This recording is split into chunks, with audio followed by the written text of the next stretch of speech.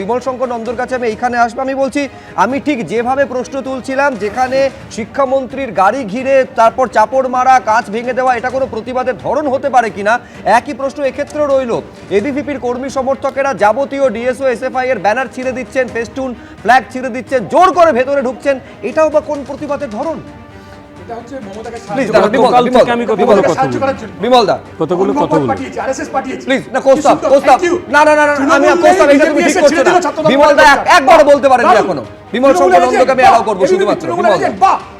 এই ঘটনা ঘটেছে, এই ধরনের ঘটনা গত শনিবার থেকে ঘটে আসছে, কারণ রাজ্যের শাসক দল এবং প্রায় শূন্যের থেকে মাইনাসে পরিণত হওয়া বামপন্থীরা এটা চেয়েছে। তাই মানে এই যে পশ্চিম বাংলায় ভারতীয় জনতা পার্টি এই লড়াই করছে তৃণমূলকে সরাতে। কোন লড়াই? কোন সে লড়াই? এরকম লড়াই ছাত্র ধর্মের পোস্টার ছেড়ে দিচ্ছে। একটু ডেকোরামটা মেইনটেইন করো, ছাত্রকে পিছিয়ে দেওয়া হলো, ডেকোরামটা মেইনটেইন করো। প্রস্তাব এটা শোভা পায় না।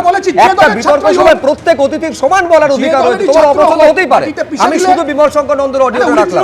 বিমল দা, আমার কথা হচ্ছে যে এই ঘটনা আজকে ঘটছে, গত শনিবার থেকে ঘটে চলেছে, কারণ রাজ্যের শাসক দল এটা চেয়েছে, সরকার এটা চেয়েছে।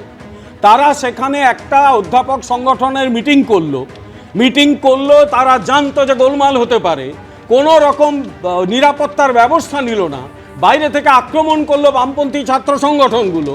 তারপরে শিক্ষামন্ত্রী বললেন আমি ক্যাম্পাসে পুলিশ ঢোকাবো না।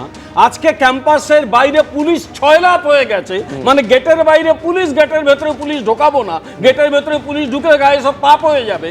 তারপরে যেটা ঘটলো, উনি নিজে বাইরে বেরিয়ে গেলেন অধ্যাপক অধ্যাপিকাদের ফেলে দিয়ে, সেটা একটা ঘটলো।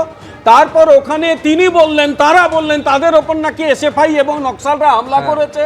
শাসক দল কতগুলো সংগঠনের নাম কেউ জানতো না, কি আরএসএফ নাকি তার নাম জানিয়ে দিল। এই সব কিছু ঘটেছে একটা কারণে, কারণ এদের লক্ষ্য একটাই, আগামী 2026-এ এরা প্রত্যেকেই বিশেষত শাসক দল, তারা প্রায় শেষের মুখে। এইটা কোন প্রতিবাদের ধরন হলো যে গেটে উঠে যাবতীয় ব্যানার ফ্যানার সব ছিঁড়ে দিলাম, জোর করে একটা কথা বলবো, ব্রাত্য বসুর গাড়ির কাঁচ ভাঙা হয়েছিল, ওরা গিয়ে প্রতিবাদ করেছে, আর কি করেছে?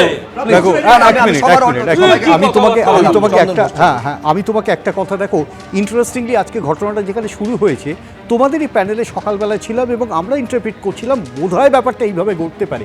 একটা জিনিস নিয়ে কোনো সন্দেহ নেই যে আজকে যে ঘটনাটা ঘটছে এবং তার সাথে সাথে একটি প্রতিবাদ, এবং সেই প্রতিবাদ আন্দোলন সারা বাংলা জুড়ে হচ্ছে। এই প্রতিবাদ আন্দোলন যাদের নেতৃত্বেই হোক, এই যাদবপুরকে ঘিরে এই ঘটনার পরম্পরা চলছে। মানে এটা আজকে একটি ঘটনা নয়, এর পরম্পরা চলছে 3 বছর, 3.5 বছর তুমি যদি কাউন্টে রাখো, তুমি দেখবে বহু ঘটনা ঘটছে যেখানে ইন্টারপ্রিটেশনটা যা হচ্ছে তাতে পুরোপুরি রাজনীতি।